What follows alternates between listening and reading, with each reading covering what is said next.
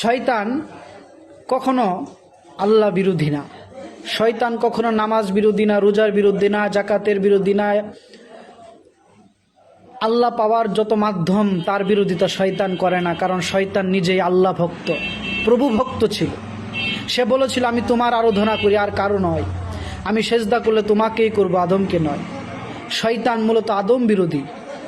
শয়তান একমাত্র একটা বিষয়কে, একটা জিনিসকে, একটা ব্যক্তিকে সহ্য করতে পারে না, সেটা হলো আদম।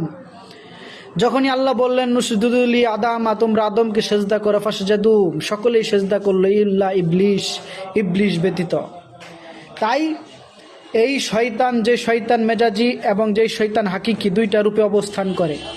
মেজাজি শয়তান অবস্থান করে মক্কার মিনারে, যে শয়তানের নাম দেওয়া হয়েছে বড় শয়তান, মেজো শয়তান, ছোট শয়তান। হাজি সাহেবেরা গিয়ে ওই বড় শয়তানকে 60টি, মেজো শয়তানকে 60টি, ছোট শয়তানকে 60টি করে কঙ্কর নিক্ষেপ করে।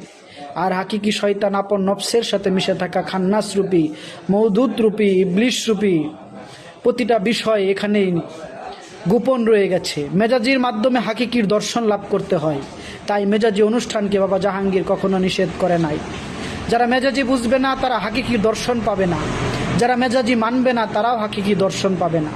মেজাজিকে জানতে গেলে মেজাজিকে মানতে হবে, মেজাজিকে ধারণ করতে হবে, তারপরে ওই মেজাজ